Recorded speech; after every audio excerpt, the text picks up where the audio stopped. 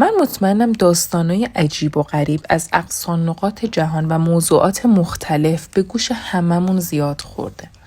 اما داستانی که بتونه بعد از سالها، دهه‌ها و یا حتی برای تمام عمر ذهن جهانیان رو به خودش درگیر کنه انگشت شماره. این یکی از همون داستان است. بیاین برگردیم به زمستان سال 1959 به یکی از جنجالی ترین کشورهای طول تاریخ. تو برف و بوران سال 1959 تو اوضاع و احوال نسبتاً آروم اما سیاسی کشور شوروی 10 نفر از دانشگاه اورال روسیه تصمیم میگیرن برای فتح قله اوتورتن راه بیفتن به سمت کوههای اورال. یه ترکیبی از دانشجوهای رشته‌های برق، مکانیک، رادیو و امثال این بودن که رنج سنیشون هم حدوداً همه بین 20 تا 23 سال بود، به جز یه نفر، آقای سیمون زولوتاریوف که اون موقع نقش راهنمای علمی عملی گروه رو داشته و اون زمان حدوداً 38 سالشون بوده. همه دارای درجه 2 کوهنوردی و در تلاش برای گرفتن درجه 3 با همین سفر خود نوشته. خب هدف مشخص، راه مشخص. صبح 27 ژانویه 1959 هر 10 نفر با انگیزه های عالی راه میافتن به سمت کوههای اورال. چیزی که از یادداشت‌ها و عکسای گروه به چشم میخوره از این زمان اینه که همه خوشحال بودن، شوخیای کوچیک و بزرگ بینشون رد و بدل داشته، همه پر از انگیزه، میدونن که دارن چی کار میکنن و به کاری که دارن میکنن کاملا مسلطن. یه روز بعد از اینکه حرکتشون رو شروع میکنن، تو تاریخ 28 ژانویه یکی از اعضای گروه به اسم یوری یودین به خاطر درد شدیدی که توی قسمت کمر و زانوش احساس میکنه و خب ظاهراً به خاطر بیماری زمینه‌ای بوده، مجبور میشه به اصرار رهبرشون یعنی همون آقای دیاتلوف با کلی غم و ناراحتی به یکی از بزرگترین خوششانسی یا شایدم بدشانسی زندگی جواب مثبت بده و همونجا تو روز دوم گروه رو ترک بکنه. بعد از جدا شدن یوری یودین گروه به راه خودش ادامه میده و تو تاریخ 30 ژانویه میرسه به یه جایی به اسم ارتفاعات کوههای خولات سیاهل. فردای 30 ژانویه میشه در واقع اول فوریه. قرار بوده که دیاتلوف تا تاریخ 12 فوریه یه تلگرافی رو به عنوان تلگراف بازگشت گروه به باشگاه پلی‌تکنیک اورال ارسال بکنه. این باشگاه مسئول پیگیری مسیر گروه دیاتلوف بوده و مسئول این بوده که بعد از اینکه اینا تو تاریخ 12 تلگراف رو براش ارسال کردن، پایان موفقیت آمیز سفرشون رو ثبت بکنه. در ابتدا تصور میشه که خب یه تأخیر معمولی پیش اومده، ولی بعد از اینکه روزها میگذره و همچنان خبری از دیاتلوف و گروهش نمیشه، یواش یواش تشویش ها و نگرانی ها هم از جانب دانشگاه و هم از جانب خانواده ها شروع میشه و نهایتاً تو تاریخ 20 فوریه جستجوی رسمی برای دیاتلوف و گروهش شروع میشه. 14 روز بعد از ناپدید شدن رسمی تمام اعضا، اولین و شاید یکی از مهمترین شواهد کل صحنه پیدا میشه. چادری که تو دامنه کوههای خولات سیاهل بنا شده بوده و خب الان دیگه مسلماً هیچ کس داخلش نبوده. چادر نیمه فرو رفته تو برف بوده و پر از شیارهای ریز و درشت که از داخل با یه جسم تیزی شبیه به چاقو روی بدنه چادر ایجاد شده بوده. یعنی چی؟ یعنی به جای اینکه از زیپ چادر برای بیرون اومدن استفاده بشه، به دلیل یا دلایل نامشخصی تصمیم گرفته شده که چادر از داخل پاره کنن و از اون طریق خارج بشن. از چادر رد پای حدود 8-9 نفر به سمت شیب کوه تا پایین، یعنی تا جایی که برف محوشون نکرده بوده، ادامه داشته. شبیه به یه خروج سریع اما نه وحشت زده یا از روی فرار، منظم ولی پرسرعت. جستجو ادامه پیدا میکنه و فردای اون روز، یعنی تو تاریخ 27 فوریه 1959، زیر یه درخت کاج، یعنی تقریباً 1.5 کیلومتر پایین تر از جایی که چادر قرار داشت، بالاخره اولین نفرات گروه پیدا میشن. جسد یوری دوروشنکو و یوری کریوونیشچنکو. شرایطی که اما این دو جسد توش پیدا میشه جالبه. هر دوی اونها حالت نیمه برهنه، فقط با 2 پیراهن خیلی نازک و بدون کفش با یه لنگ جوراب پاره. کف دست هر دوی اینها به خاطر برخورد با یه جسم زبر و سخت دچار خراشیدگی و پوسیدگی شده و البته دچار سوختگی. تو همون فاصله بین چادر و درخت تو مسیر بازگشت به چادر تقریباً با 300-400 متر فاصله از دو جسد اول، نفر سوم یعنی ایگور دیاتلوف رهبر 23 ساله گروه هم پیدا میشه. با یک کت نه چندان ضخیم، پاهای برهنه بدون کفش و دستهایی که انگار داشته تلاش میکرده با خزیدن خودشو به سمت چادر برسونه، ولی خب سرما از اون خیلی قوی تر بوده و در اثر هیپوترمی همونجا تو همون مسیر جونش رو از دست میده. حدوداً 4 روز بعد از اینکه دیاتلوف پیدا میشه، نفر چهارم هم تقریباً تو فاصله 300 الی 400 متری از دیاتلوف دقیقاً توی همون شرایط، یعنی در حالی که داشته تلاش میکرده خودش رو به چادر برسونه، پیدا میشه. خانم زینایدا کلموگورووا بدون هیچ آسیب و جراحت خارجی در اثر هیپوترمی یا همون سرمای شدید، با اینکه فاصلش نسبت به همه اعضا نزدیکتر بوده نسبت به چادر، باز هم موفق نمیشه خودش رو به چادر برسونه و همونجا جونش رو از دست میده. آقای اسلابودین قربانی 5 قصه ماست. جایی که پیدا میشه دقیقاً بین زینایدا و دیاتلوف بوده، یعنی یه فاصله مساوی از هر دو در حال تلاش برای رسیدن به چادر، با یه تفاوت خیلی بزرگ. چیزی که مشهوده اینه که روی سر آقای اسلابودین اثر شکستگی خفیف جمجمه، یعنی در اثر ضربه مغزی وجود داشته و این چیزی که روی هیچ کدوم دیگه از قربانی‌ها نبوده. البته چیزی که باید بدونیم اینه که این ضربه مغزی به هیچ عنوان موجب مرگش نبوده. حتی بعد از اون تلاش کرده، از چادر بیرون اومده، دوباره تلاش کرده خودش رو به چادر برسونه و علت مرگش مثل بقیه هیپوترمی گزارش شده. اما اینکه چرا این یه نفر دچار ضربه مغزی شده، باز یکی دیگه از سوالاییه که ذهن همه رو اون موقع به خودش درگیر کرد.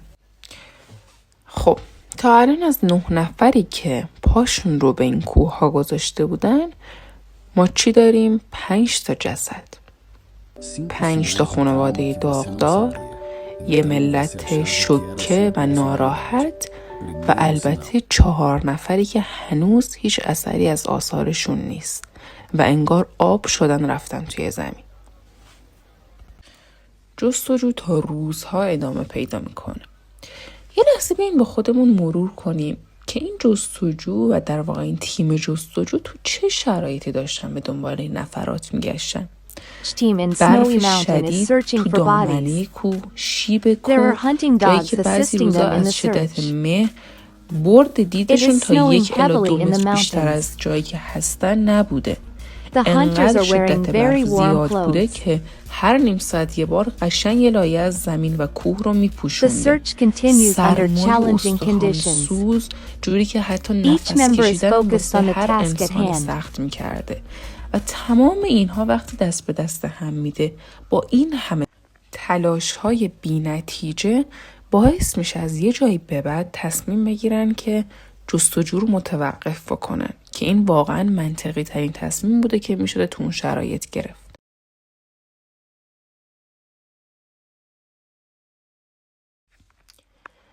از پیدا شدن نفر آخر یعنی آقای اسلابودین تقریبا 3 ماه میگذره.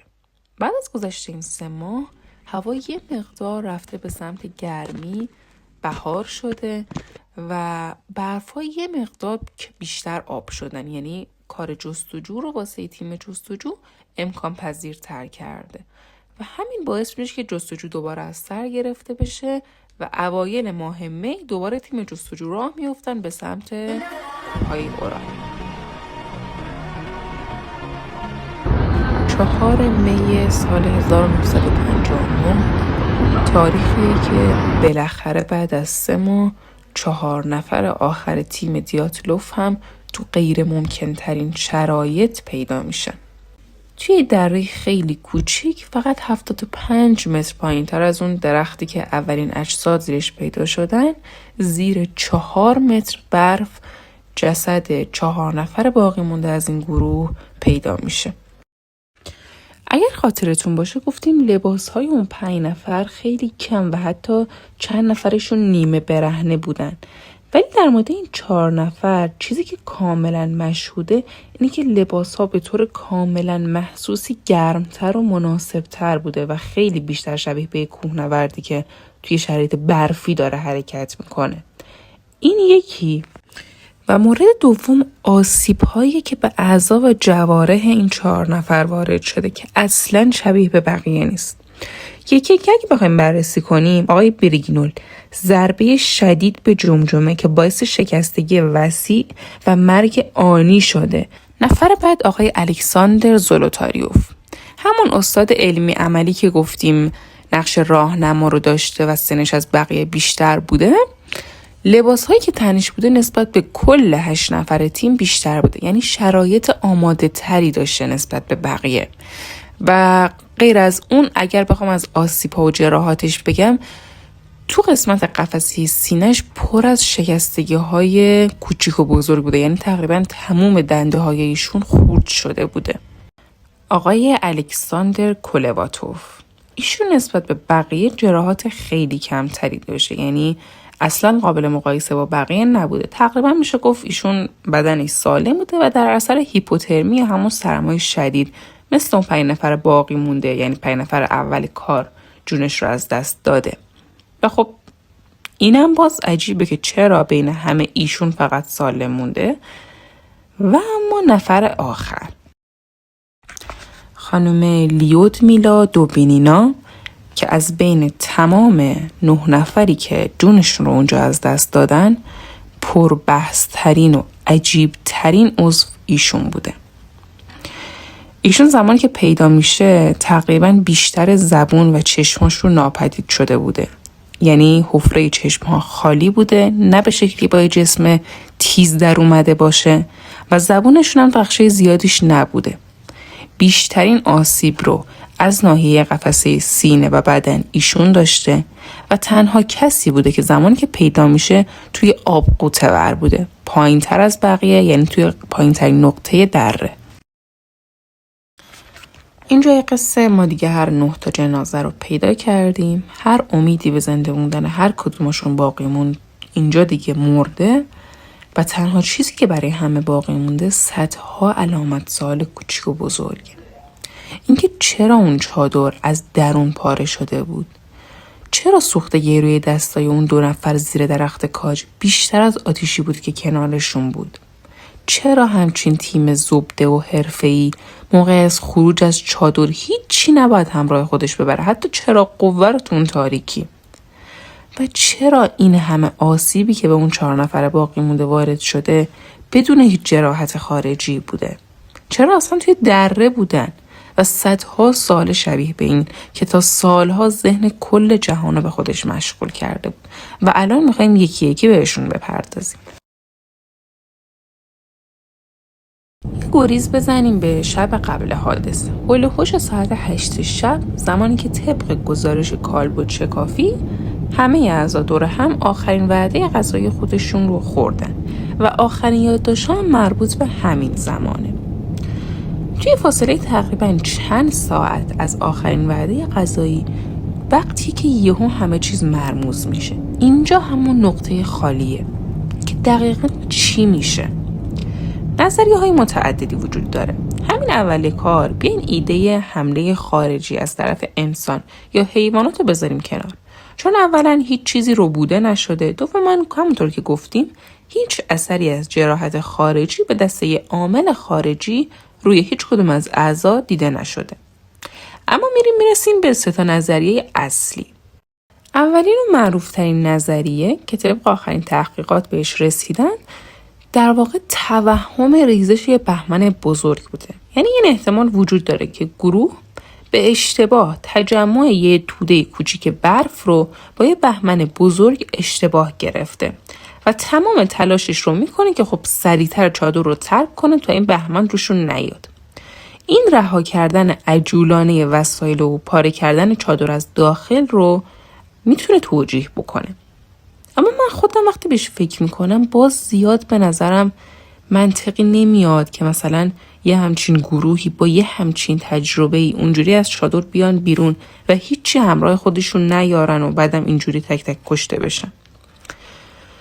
به هر حال هر کدومشون میدونستن تو چه شرایطی چادر زدن و چقدر شرایط بیرون میتونه سخت‌تر باشه حتی نسبت به موندن اون لحظه توی چادر. برسیم به نظریه دوم. نظریه دوم راجع به آزمایشات نظامی شورویه. گفتیم که شوروی در اون زمان یه حالت نیمه سیاسی داشته، یعنی داشته تلاش میکرده که با برنامه‌های مختلف مخصوصا جلوی آمریکا یه خودی نشون بده و بتونه یه سری تو سرا در بیاره. و خب یکی از راه‌هایی که واسه این کار انجام میداده آزمایش‌های متعدد نظامی و موشکی بوده. یه حالت ناشیگری و آزمون و خطا برای یاد گرفتن این حملات و ساختن موشک و اینجور چیزا. از قضا طبق نقشه اون منطقه‌ای که گروه دیاتلوف توش قرار داشتن به محل تستای هواپیمایی خیلی نزدیک بوده و از یه جایی به بعدم میشه گفت که یه سری نورهای نارنجی هم تو منطقه گزارش میشده.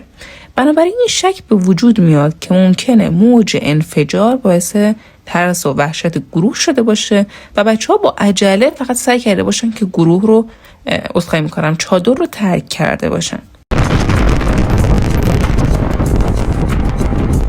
نظریه سوم بر اثر تحقیقاتشون خطای تصمیم گیری بر اثر سرمای ناگهانی بوده. یعنی چی؟ ببینید ما یه پدیده‌ای داریم به اسم پارادوکسیکال آندرستینگ که بیشتر تو همین حوادث مربوط به سرمازدگی دیده میشه. وقتی که فرد دمای بدنش به زیر 30 درجه میرسه از شدت سرمای زیاد توهم گرما میزنه. این توهم انقدر شدید میشه که این آدم احساس میکنه که داره آتیش میگیره از درون و به خاطر همین دلش میخواد تمام لباساشو در بیاره و همین کارم میکنه.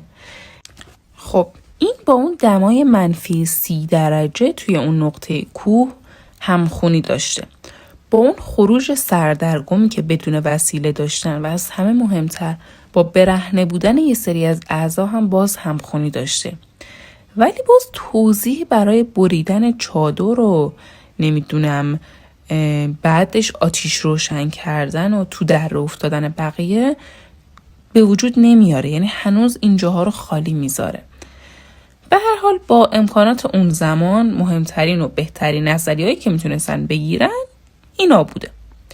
از اون روز حدود 60 سال میگذره تا سال 2019 که یه تیم جستجو میان دوباره این پرونده رو باز میکنن و حالا با امکانات امروز تصمیم میگیرن بیان دقیقاً همون شرایط رو، یعنی شرایط جوی، جهت وزش باد، شیبی که روش قرار داشتن، شدت بارش برف و همه رو بیان یه جوری بازسازی بکنن و بالاخره متوجه بشن که اون شب واقعاً چه عاملی باعث بیرون زدن گروه از چادر و تمام اتفاقای بعدش میشه.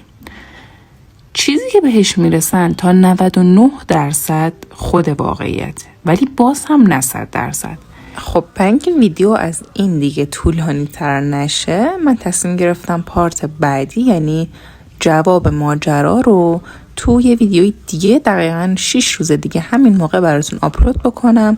حتما چنل رو سابسکرایب کنید، حتما زنگوله رو فعال کنید که از پارت بعد جا نمونید چون خیلی جالبه. منتظرتون هستم، مراقب خودتون باشید.